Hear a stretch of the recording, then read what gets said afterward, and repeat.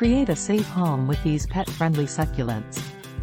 Succulents have actually become increasingly popular in recent years due to their unique shapes, colors, and low-maintenance nature. Not all succulents are safe for family pets, and some can be poisonous if ingested. Haworthia,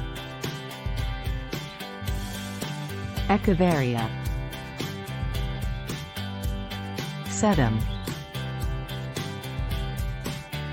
Christmas cactus, Burro's tail,